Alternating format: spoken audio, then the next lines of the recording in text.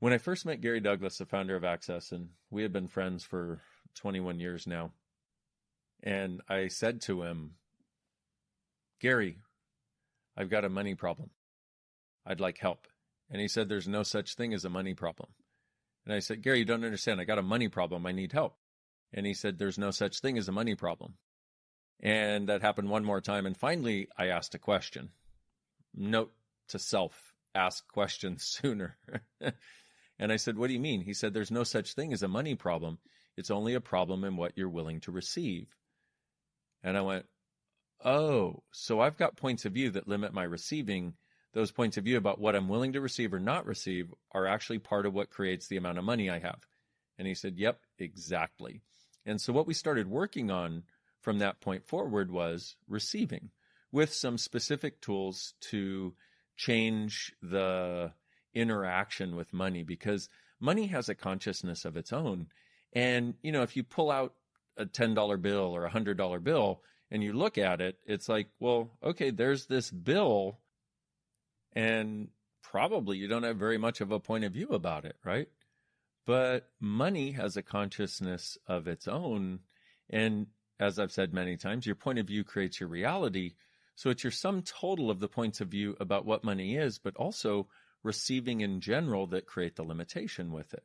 And so I invite you to pull a bill out of your wallet, find one. If you have cash, hopefully you do, and just look at it for a moment. And look at it and just go, why you give me so much grief? What is that about? And look at that bill and see if you have any judgment of that thing that you're holding in your hand right now. It sounds ridiculously maybe stupid or simple to do this, okay? But just look at it and see if you actually have any points of view about it. And if you don't, then what's really going on is points of view about something else that trickle into money and your interaction with it, let's say. And what do I mean by that? Well, for example, let's say you grew up with a family who struggled financially, but usually people who struggle financially struggle in all kinds of other ways also. So let's say just life was a struggle for your family when you grew up. Well, what we do is we learn how to be from our parents and the other people around us that are close to us. And so if we pick up the point of view that life is a struggle, then rather than allowing it to come with ease, we make it come with struggle. What a gift it would be to bring space to the whole money conversation. Some of you, as soon as I say the word money, you're like, it starts creating PTSD in your world. So what I'm going to do is I'm going to give you a few tools today, but also have a conversation from a different place and try to keep it succinct if I possibly can, and try to just create a chink in the armor, so to speak, so that you start to get more space around this particular topic. So the first thing is, as I stated, one of the things that might work for you to ask for, because one of the things I found is ask and you shall receive actually works. In fact, that's actually how you've created your entire life up until this point. It's the things you've been asking for and the things that you've received that have created what you have in your life. Whoa. And you look at your life and go, wait a minute, I didn't ask for all this stuff. Yeah, you didn't ask cognitively. You asked energetically.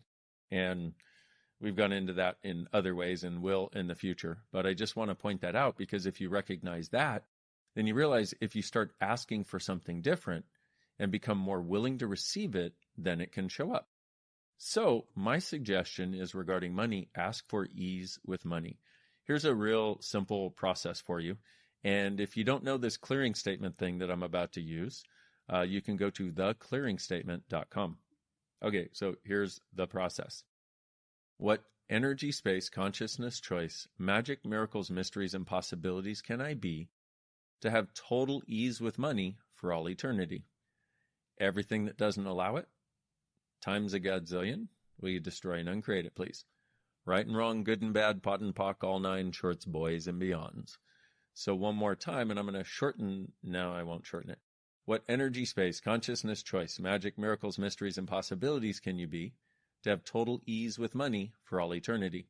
Everything that doesn't allow that, times a godzillion, will you destroy and uncreate it, please? Right and wrong, good and bad, pot and pock, all nine shorts, boys and beyonds. Now, if this is your first time listening to this podcast or interacting with Access Consciousness in this way of changing things, this verbal processing is highly effective because it allows you to go back to the point of creation of where you created the limitation that you don't even remember. Because 99.999% of our limitations are totally non-cognitive. That's why even when we think we want to change something, we can't seem to do it. What this does is change it on an energetic basis. So I'll run that process one more time. What energy, space, consciousness, choice, magic, miracles, mysteries, and possibilities can you be to have total ease with money for all eternity? Everything that doesn't allow it, times a godzillion, we destroy and uncreate it, please.